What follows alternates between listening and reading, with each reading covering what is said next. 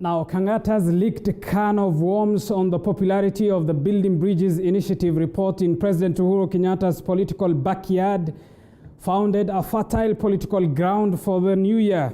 Some leaders accusing him of inexperience, while others hailed him for speaking out his mind. Tonight on Pundits Night, we make sense of the popularity of the BBI, the hustler and dynasty narrative. Our guests tonight, ODM Secretary General Edwin Sifuna. Kimani Ngunjiri, Bahati Lawmaker, is supposed to be with us. I understand he will be joining us. Nonetheless, good evening, Edwin, and thank you for making time for us tonight on TV47.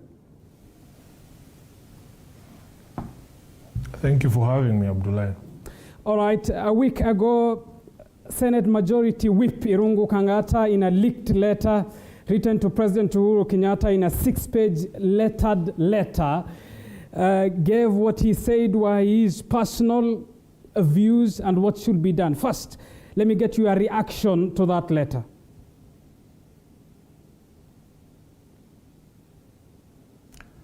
First of all, I don't think that there is anything I can add to the discourse in terms of the response to the letter, because first of all, I am not an expert on matters of Mount Kenya. Number two, I do understand that it is well and proper for leaders to advise their bosses. We do memos to our party leader all the time in ODM as to whether the contents of the letter were true. I think the only issue that I picked with Kangata's letter is that indeed, if there is any problem with popularity of a BBI on the ground, I do not think that you can actually measure that at the moment, because everybody knows that the last document, the final document of a BBI was launched in December. We have not had opportunity to conduct proper civic education across the country so that we explain to people the content of the document and the proposals therein. I believe personally that what many people know about the BBI so far is the propaganda that has been directed at that document from the inception of this project, starting with the handshake itself. You will remember that after the handshake, many of the opponents of the handshake have gone around the country, and they have had a head start, almost 3 years, alleging that the handshake was about ODM or its leadership sneaking into government through the back door and so on and so forth. Throughout the debate across the years, all that has been sold against the BBI is negativity from the Tanga people. All right, let me interject you. Let me interject you at that point. Negativity has some. Let me interject you at that point. You say it is negativity, it is allegations, but how powerful is this negativity that, in the view of the majority whip of the Senate, only two people from central Kenya will vote for the BBI? Yeah, as I said, I'm not an expert on the politics of central Kenya. I am actually giving you the view from a global perspective, that you as a person who works in the media should know that negativity sells.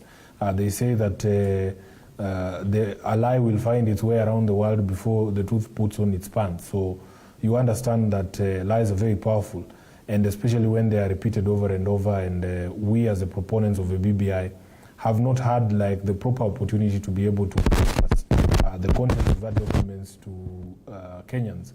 I personally believe that once we unpack the benefits and the good things that are contained in the BBI amendments to the people, then at that particular point in time, if you take the measurement of the popularity of a BBI, you will see a different result from what Kangata might have seen.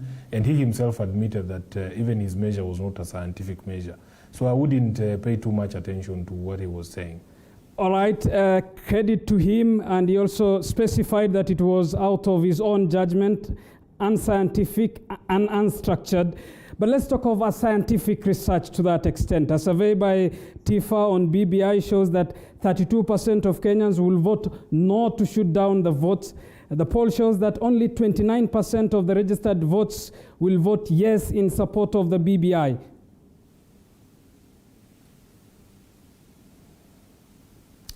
Yeah, as a person who has, seen that this polling could be wrong, just take the example of what we saw in Msambweni, for instance. We were conducting polls at least once a week, and they were giving us very different pointers as to what the situation was on the ground.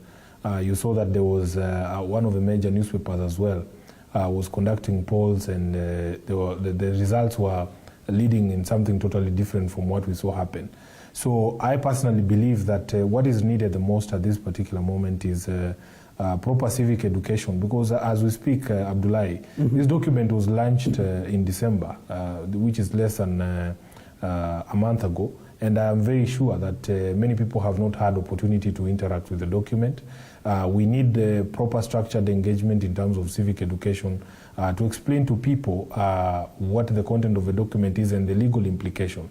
It would be very difficult for you to persuade me, for instance, that once you sit down with the people and explain to them, for instance, what the benefits of an increase to the county allocation from the current 15 to 35, or the creation of a ward fund to deal with Article 43 rights, that people would still find that to be a negative, because what they know of the BBI right now is the lies that have been peddled, that this is about creating positions, we are creating a bloated government, it's about 2 people, it's about 2022, which are all lies. And I believe that if you draw from a poisoned well, you are going to get water that is poisoned.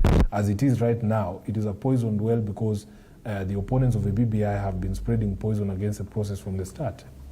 All right, you say lies, you allude again to negativity. Just on the question of lies and what you say as such, when the public gallery, this is seen as though it is a handshake between the president and his then political rival, Raila Odinga, now a political friend. Many will argue, and some still hold the view, that it is not of the interest of the country in entirety. Well, then I would pose to you, Abdullahi, that, for instance, if you are proposing an increase in the resources that are going to the counties, those resources are not going to be the counties so that they can be tapped by Raila Odinga and the president. If you talk about creation of ward funds to essentially bring into fruition the Article 43 rights of access to water, education, and all those other things that so far have just been a dream, but right now we have a proposal to actually have a fund to actualize those proposals or the provisions of the Constitution. If you're talking about extending the life of the equalization fund for marginalized counties by another 10 years to 30 years, many counties in this republic have seen infrastructure development for the first time after devolution came into force. So you really cannot argue that, for instance, if we are to actualize the devolution, the equalization fund for counties like those in the northern frontier districts, to actually be able to bring up their infrastructure to the level that we see in other counties, that it's going to benefit Raila Odinga. How is it going to benefit him when we are able to create opportunities for young people to advance themselves by providing periods where they don't have to pay tax so that they can establish their businesses? Raila Odinga is not going to be a beneficiary of that, because, he turned 76 just a few days ago. So that is not something that is going to benefit Raila Odinga. All right, let's talk of what is now as well a subject of discussion in the political discourse, the hustler versus dynasty narrative. First of all, in your own view, is this classification of politics justifiable? I think it is a very divisive narrative that was started by our brothers, because what they were trying to do is to pit the poor masses against what they consider to be the so-called dynastic, people in this country, or politicians in this country. And you had Raila Odinga speaking very clearly at the burial of Mama Hana, Mama Mudavadi, in Vihiga the other day, and saying that many of the people who have had opportunity to lead, for instance, his own father, who ascended to position of vice president, was a hustler. And people like Daniel Toroitich Arap Moi, who was a mere teacher and rose to the position of president, and all the others. What we need to have a conversation about in this country, and I want to agree very strongly with the president, is that what brings or breeds the feeling that some Kenyans are excluded is that historically, from the time when we got independence, there are people or certain regions that have gotten access to state power, and that state power has been perceived by others, whether rightly or wrongly, to be the reason that probably those regions are doing better than others.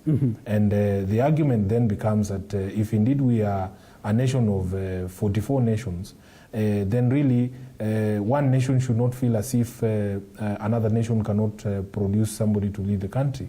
And that is the discussion we want to have. We have demonstrated very clearly that some of the people who are advancing this hustler narrative, when they had opportunity to appoint the so-called hustlers of the poor people into positions of power, like when William Ruto was putting together his side of government, he never saw hustlers who were fit to be cabinet secretaries. He only appointed people from his tribe. All right, so Sifuna, let me interject. Double speak for you to purport that. Let me interject you at that point. But is there not a concern, whether genuine or not, that few people, by design, that they have been near to power, hence this makes them more privileged than others? You'll have to take that question again, please. I didn't get it. All right, I'm asking whether by design or otherwise, is it not the case that some have been near power more than others? Some have a privilege, sort of. No. Actually, it is a fact that, and you know, power is about distribution of resources.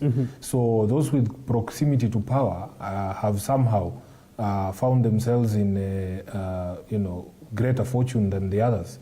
And the argument that we want to make is that even if you go back to 2007, 2007 there was a very strong sentiment across the country that somehow we needed to, at least when it comes to presidential power, demonstrate that any other person from any other region of the country can actually also be given opportunity.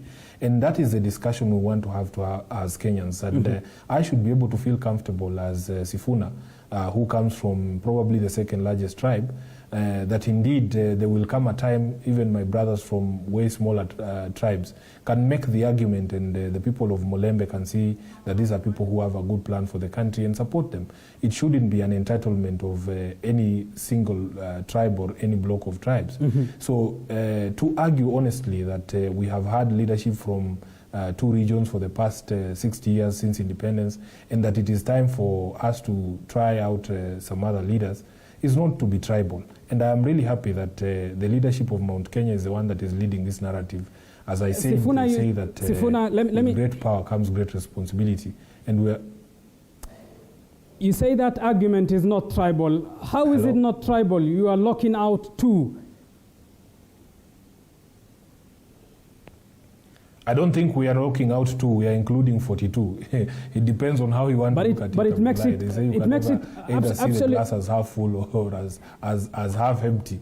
The truth of the matter is that we are not locking out the two. And I was just saying, if the argument, let me make my case. For instance, our friends from Mount Kenya, who have had opportunity to rule the country, and they are saying that they realize and recognize that they live in a community of other nations, and they are ready and willing to support other people to have a go at it. And probably you cannot say that solutions to the problems of a country can only be found within two regions or two tribes. It is possible that all this time we have been struggling with all these problems, and that there is a Pokomo somewhere sitting with all the solutions, and if they are given opportunity, we probably will do better as the nation of 44 tribes. All right, and I quote what your party leader, the Right Honorable Raila Odinga, said earlier today. He said, and I quote, "Let's respect one another. If that is the rationale, then I also say that there are only two tribes that have occupied." This is the president, in fact, who has said this. The Right Honorable also echoed that today. You are also among the people who say, Kiti, Iende, chain. You will tell me what that means. But nonetheless, how is it not locking out if the idea is that two have been in power, hence it is others' time to be in power? It's not locking out, because we are not as if, it's not as if we are passing a law to say that if you come from a tribe that has produced a president, you can't run. We are just asking that the people, the communities that have had a go, also consider that it is possible for leadership to come from other areas. And in fact, that recognition, you see, everybody wants to feel like they're part of the community that is Kenya. And one of the ways in which you can make people feel like they're included and they're part of the society they live in is to make it clear that, in fact, these opportunities are available for everyone. As I was saying, I am very happy that Mount Kenya has taken the leadership on this because, as you know, they are a very strong voting bloc. And for them to come out and say that, yes, we recognize that we live amongst other communities and that, in fact, we are prepared to be able to consider other people for leadership, it is something that should be applauded. And in fact, the debate is being led by them. It is not as if somebody came out and said, oh, we want you to be locked out of presidential elections going into the future. So they have had a go, and they realize that the 60 years that they have traded the seat between them and our brothers from Rift Valley is probably something that they feel is enough in terms of their contribution to the country, and also let this burden of leading this country and providing solutions fall on the shoulders of others from other regions in the country.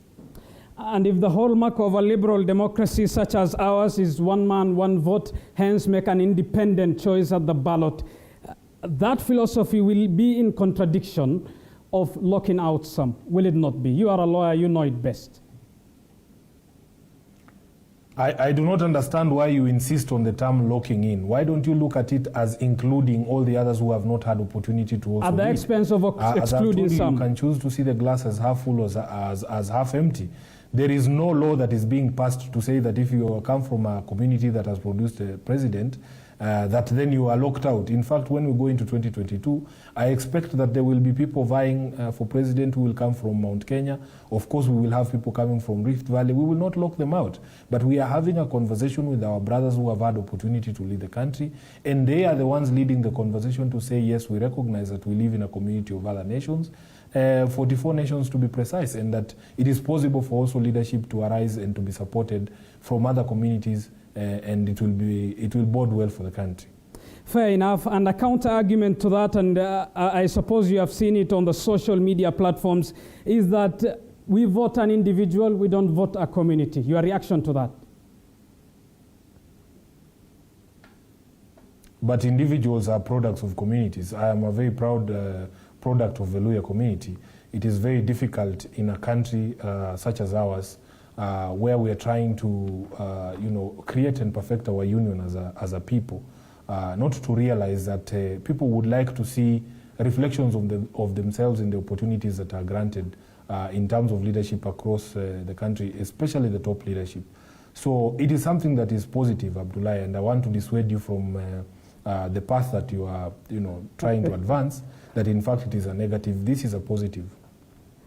And Bwana SG, I'm not advancing any part. I'm asking for purposes of clarity, and that's why we have this debate. Nonetheless, let's move. You are advancing it. I can see that you are stuck in that particular. I'm repeating the question so that we get a clear answer. Nonetheless, we have time and we can move from that. Let's get to what happened in Msambweni, Bwana SG. ODM prides itself still as the party that dominates the coastal region. That was not the case in Msambweni. Yes.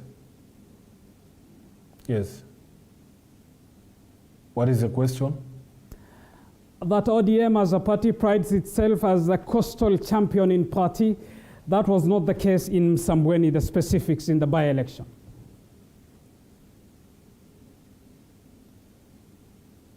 Yeah, the results did not go as expected, but I have not had a question. You're giving more of a statement than a question. We went out in Msambweni, and we are the only party, in fact, in Msambweni that conducted party primaries. The people of Msambweni who support ODM themselves gave the ticket to Honorable Boga.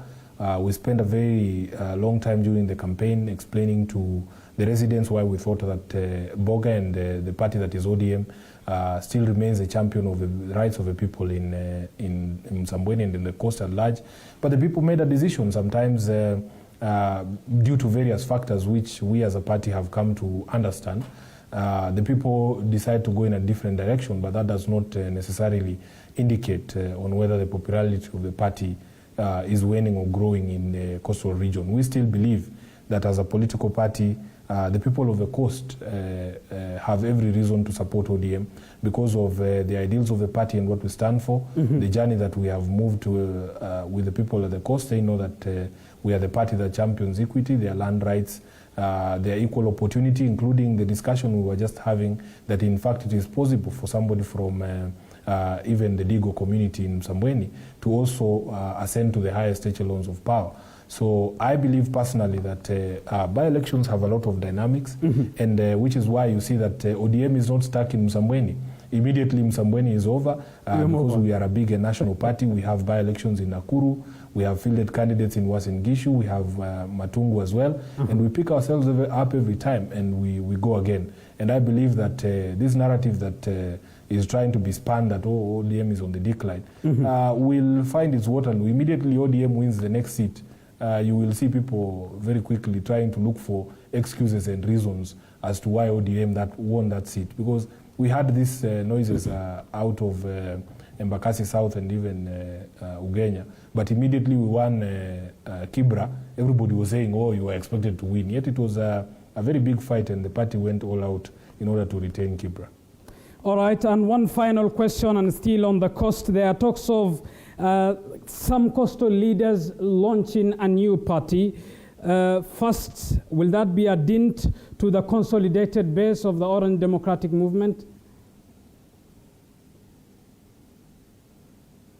No, personally, I have, in my short history as a politician and as the SG of ODM, we know that at the coast there has always been discussion of a coastal party, and this goes way back to the reintroduction of multi-party democracy, and even if you want to go as way back as to the period after independence, where there was always agitation for a coastal party. What we have tried to explain to the people is really that what we need is to bring together as many of 44 nations as possible, that we can build political parties that are national in nature, instead of having political parties that are regionally limited to a certain region or a certain tribe. In fact, the constitution itself does not allow you to set up a political party that is limited to one region or to one tribe. Fair enough. You need to have a national party, and which is what the party that is ODM has always been. So we know that when the rubber meets the road, the people of the coast know who their friends are, and they are not these people running around in the coast telling them, oh, you need to have your own house, because at the end of the day, even the law does not allow you to have a political party that is centered in one region. You must have presence across the country for you to have registration as a political party. All right, the Secretary General of the ODM party, Edwin Sifuna, thank you for making time for us tonight on TV 47. Thank you very much for having me. All right, keep talking to us. The hashtag to use on Twitter is Pundits Night. The conversation continues online. Let me sample some of your views. Oscar Abdallah says, we differ on matters politics, but Edwin Sifuna is a very eloquent leader. Simon Wanyama says, if he has never campaigned for himself and win, what does he know? Michael Otieno also says, rather Edward Kibet says, he will be dumped soon. He has not made a reference